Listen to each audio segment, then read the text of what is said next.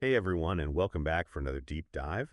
Today, we're going to be looking at cybersecurity, specifically how the Department of Defense is dealing with all the challenges out there. And, you sent over a ton of research and articles about some of the latest DoD initiatives. And I got to say, it's pretty fascinating stuff. Like, it doesn't matter if you're a tech expert or just someone who wants to keep their data safe online. I mean, let's be real here. We all want to keep our data safe. Mhm. And speaking of data, did you see what happened with Norton Healthcare?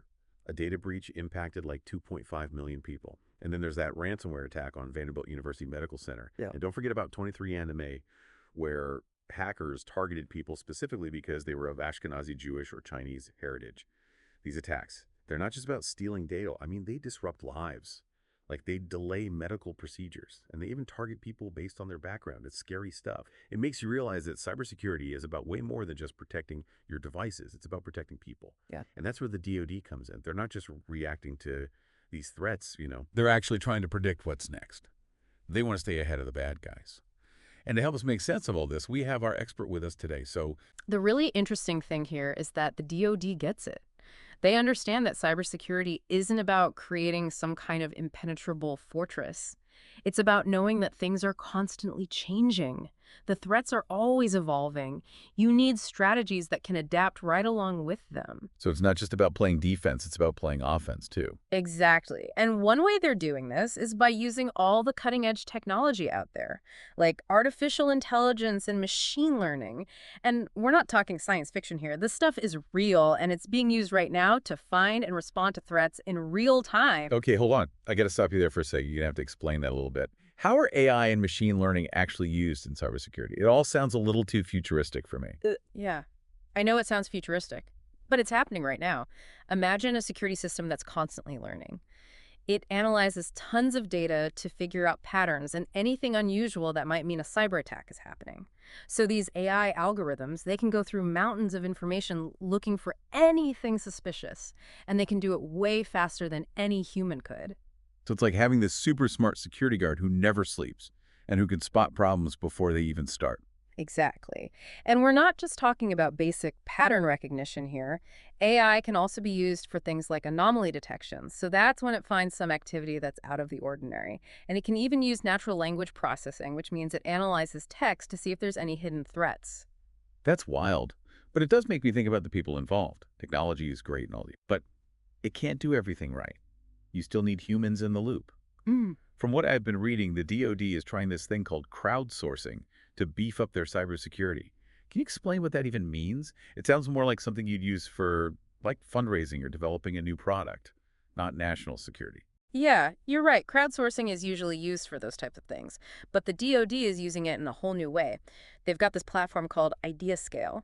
It's where they get ideas and solutions from everyone who works there, from the newest recruits to the most experienced people. So they're basically saying that good ideas can come from anywhere, not just the people at the top. I kind of like that. It's a really good idea, and it actually works really well. Think about it. You have thousands of people with different backgrounds and experiences. They can all offer their own unique perspective. It's like a gold mine of potential solutions. And this idea scale thing, that's not only a DoD thing, right? I read that NASA uses it too. Yeah, you're right. NASA actually used IdeaScale during COVID. They had this campaign called NASA at Work. Basically, they asked their employees for ideas on how to deal with all the pandemic challenges. And one of the ideas that came out of that was using NASA's supercomputers to speed up vaccine research. Wow, that's incredible. I guess it shows that sometimes the best solutions come from unexpected places. You might not think the average person is a cybersecurity expert, Hmm. but everyone has experiences that could lead to a breakthrough. That's the whole point. IdeaScale's success at both the DoD and NASA proves that sometimes you gotta break down the walls and tap into the collective intelligence of everyone. It makes you wonder if more organizations could benefit from something like that. Who wouldn't want new ideas from their employees all the time? It seems like a no-brainer, especially for tough problems like cybersecurity. Totally agree. And it's not just about how many ideas you get, it's about getting different perspectives. When you bring people together from different backgrounds with different expertise, you're more likely to find innovative solutions that you wouldn't have thought of on your own. Okay, so the DoD is using all this cool technology, and they're tapping into the collective wisdom of their people, which is pretty amazing on its own. But what about partnerships? Are they fighting this cyber battle alone? Definitely not. The DoD knows that in this fight you need to work with others. They're working with industry leaders, academic institutions, and even international allies. So like a global cyber alliance. Exactly. The DoD gets that they can't do it alone. They need to use the expertise and resources of others to really create a strong cyber defense. One partnership that I thought was really interesting was the NSIN X-Force Fellowship Program. It seems like everyone wins. Students get real-world experience working with the DoD, and the DoD gets all these talented new people with fresh ideas. It's a really impressive program. The X-Force Fellowship puts high-performing students on teams within the DoD, and they get to work on real cybersecurity projects. And it's not just busy work, they're actually making a difference. And the skills they learn are in super high demand. Like 1/3 of X-Force fellows end up getting government cybersecurity jobs after they finish the program. That's pretty impressive. Shows how good the program is and that there's a huge demand for people with these skills. So the DoD is investing in the future of cybersecurity, not just through technology, but by training the next generation of experts. Seemed like a smart move, considering all the challenges we've been talking about. It's a really smart move, and it shows just how important it is to develop the cybersecurity workforce. We need more programs like X-Force that give students the skills and experience they need to succeed in this field. For sure. The DoD is definitely thinking long-term and making the right moves to stay ahead of the game. But we've only just scratched the surface here. There's so much more to talk about when it comes to the DoD's cybersecurity strategy. We'll be right back after a quick break to dive even deeper into this fascinating world. Stay tuned. It's great to be back, and it's awesome to see how interested you are in this stuff. You're really starting to connect the dots between what the DoD is doing and the cybersecurity problems we all face. Totally. I mean, reading about data breaches and cyber attacks in the news is one thing, but actually understanding the strategies and technologies they use to fight back, it's fascinating. And honestly, it makes you feel like you can actually do something about it. I agree. Knowing more about cybersecurity definitely makes you feel more in control. And one thing that really stands out to me about the DoD's approach is that they're always open to new ideas, no matter where those ideas come from. Remember that crowdsourcing platform Idea Scale? Oh, yeah. The one where they get ideas from everyone, even people who aren't cybersecurity experts. It's like a supercharged suggestion box. Exactly. And it's not just for show. Like, remember how NASA used IdeaScale during the pandemic? They got solutions for things like PPE shortages, ventilation problems, and even vaccine research. It makes you wonder, if it works for NASA and the DoD, could it work for other organizations too, like even smaller companies or community groups? Everyone's got problems they need to solve right away. That's a great question. I think it's definitely worth exploring. Imagine what could happen if more organizations tapped into the different perspectives and experiences of their employees or members. It could lead to some really creative solutions, and not just in cybersecurity, but in all sorts of areas. It's like that saying, two heads are better than one, but on a much bigger scale. Mm. And what the DoD has done with Idea Scale shows that it's not just about getting a lot of ideas, it's about getting different perspectives. You got it. Mm. And that's something we can all use in our own lives, even if we're not running a government agency or a big company. Whether it's coming up with solutions for a project at work, or dealing with a problem in our community, or even just figuring out the best way to manage our digital lives. Getting different perspectives can help us make better decisions. So it's not just about the DoD and all their fancy technology. It's about a way of thinking, a way of approaching problems that we can all learn from. I like that. And it brings up a bigger theme that we see in a lot of these sources. The importance of always learning and adapting. The world of cybersecurity is constantly changing, so we can't just sit back and relax. It's like that Red Queen's race in Alice in Wonderland. You have to keep running just to stay in the same place. That's a perfect way to put it. And the DoD knows this. They focus on training. They're willing to change their policies. They're proactive about finding new threats. It all shows they're committed to staying ahead of the game. And that's something we can all learn from. We have to be proactive about our own cybersecurity. We need to stay informed about the latest threats, keep our software updated, and yes, even improve our own cyber hygiene habits. Just like we have routines for our physical health, we need to develop good habits for our digital well-being too. I couldn't have said it better myself. It's all about realizing that cybersecurity isn't a one-time thing. It's a continuous process. Speaking of ongoing processes, we've talked a lot about what the DoD is doing internally. But what about their partnerships? We mentioned the X-Force Fellowship Program. But what other kinds of collaborations are they involved in? Well, as you can imagine, the DoD works really closely with other government agencies. They share information and coordinate their efforts. That way they can make sure they have a unified national cybersecurity strategy. But their partnerships go beyond the government. They also work with private industry because they recognize the expertise and innovation that private companies bring to the table. That makes sense. After all, a lot of the technologies and solutions used to fight cyber attacks are developed by private companies. Exactly. And the DoD knows that by working together, they can leverage the strengths of both the public and private sectors to create a stronger cyber defense. So it's like a team effort, with the other government agencies and private industry all working together to protect our digital infrastructure? You got it. And it's not just a national effort, it's international too.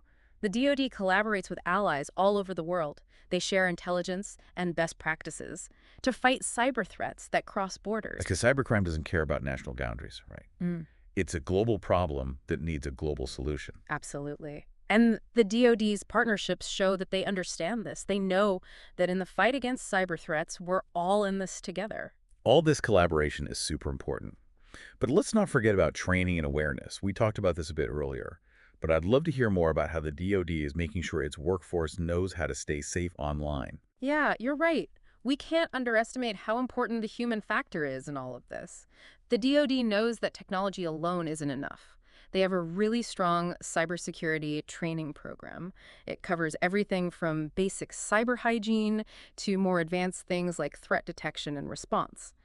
And the training is tailored to different jobs and responsibilities. That way, everyone from the people on the front lines to the top decision makers has the knowledge and skills they need to protect sensitive information and critical systems.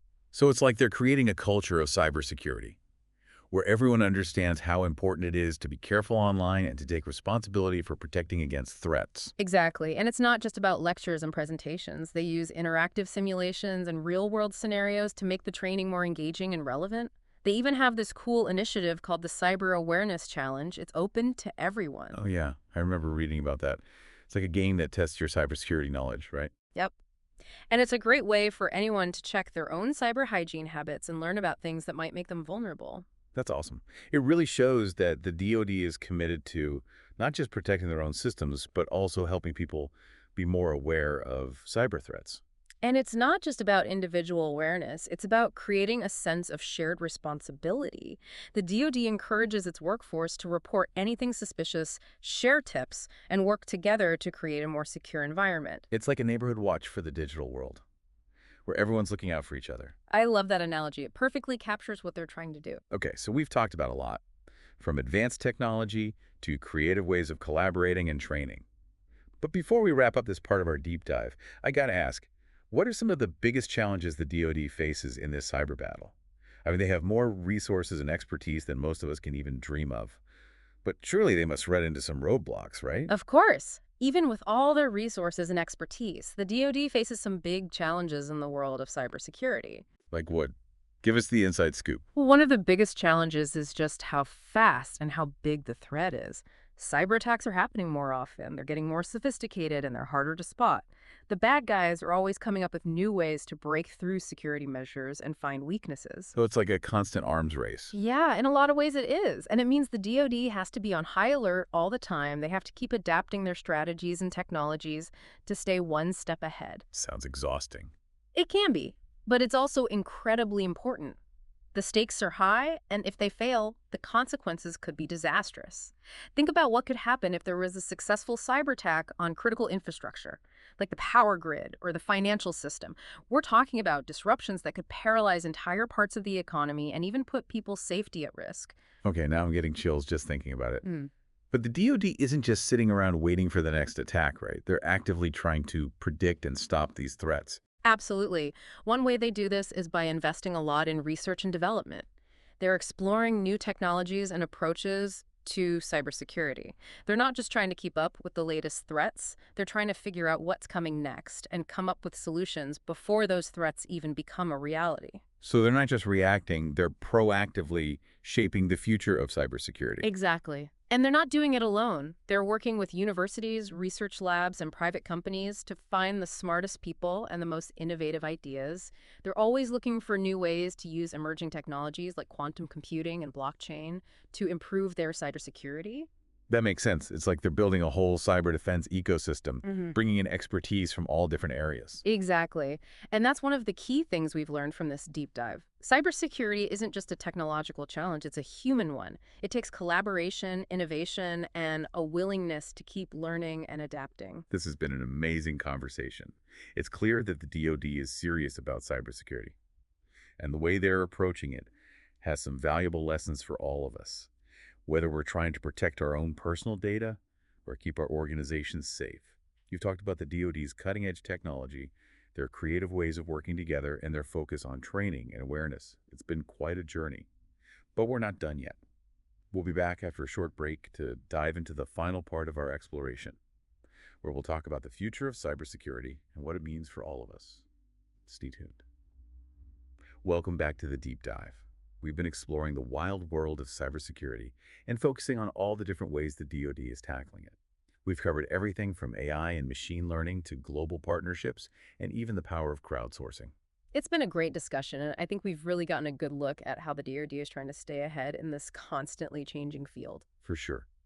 But before we wrap up our deep dive, I want to talk about the future of cybersecurity. What trends are you seeing and what challenges do you think we'll be facing in the next few years? That's the big question, and it's one that cybersecurity experts all over the world are trying to figure out. It's like predicting the weather. There's so many factors involved, and things change all the time. But there are some trends and new technologies that I think will have a huge impact on the future of cybersecurity. Okay, so let's try to look into the future. Yeah. What do you see happening in cybersecurity? Well, one thing that's already happening is that cyber attacks are becoming more and more sophisticated. We're seeing more zero-day exploits, which are basically vulnerabilities that software developers don't even know about, so it's way harder to protect against them. So it's like the bad guys are finding new ways to break in before we even know there's a way in. Exactly. And as we use more and more connected devices and systems, the number of ways they can attack us grows like crazy. Think about the Internet of Things. With billions of devices connected to the Internet, from smart refrigerators to industrial control systems, every single one of those devices is a potential target for hackers. That's kind of scary. It seems like the more advanced our technology gets, the more vulnerable we become. That's a legitimate concern, and it's why we need to be proactive about developing new security measures that can handle these evolving threats. One thing that has a lot of potential is using AI for threat detection and response. We talked about this a bit earlier, but I think AI is going to be even more important in the future. It can help us identify and stop threats way faster and more effectively. So it's like having an AI cybersecurity guard that's always watching our networks. Exactly. But AI is only part of the solution. We also need to think about how we can build more secure systems from the very beginning. This is where ideas like security by design and zero trust architecture come in. I'm not really familiar with those terms. Can you explain them? Sure, security by design basically means thinking about security at every step when you're developing software. It's about making security a fundamental part of the system, not something you add on later. So instead of putting a lock on the door after the house is built, you're building the house with security in mind from the start. Exactly. And zero trust architecture is a security model that assumes you can't trust any user or device by default, no matter where they are or how they're connected. It's about having multiple layers of security and verification to make sure that only the right people and devices can access sensitive information. Sounds intense. Mm. But I guess that's what you need in today's world. Absolutely. We can't afford to be careless. And as the line between the physical and digital worlds gets blurrier, the consequences of cyber attacks could be even worse. So what can we do to get ready for this future? What steps can people and organizations take to improve their cybersecurity? That's the million-dollar question, and the answer is complicated. It's about combining technology, education, and awareness. On the technology side, we need to keep investing in new security solutions that can keep up with the changing threats. And what about education and awareness? How do those fit in? They're super important. We need to give people the knowledge and skills they need to identify and avoid potential threats. This means teaching cybersecurity in schools, providing training programs for employees, and making sure the public knows about cybersecurity best practices. So it's about empowering people to protect themselves, not just relying on technology to do it for them. Exactly. It's about creating a culture of cybersecurity where everyone understands how important it is to be careful, online practice, good cyber hygiene, and report anything suspicious. It takes everyone working together. It sounds like a big challenge, but it's also really important.